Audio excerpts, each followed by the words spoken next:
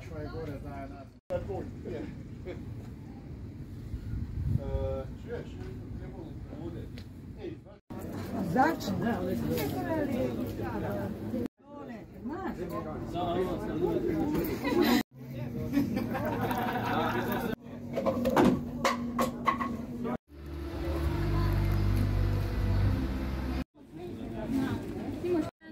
Dobar dan. Vidimo se ili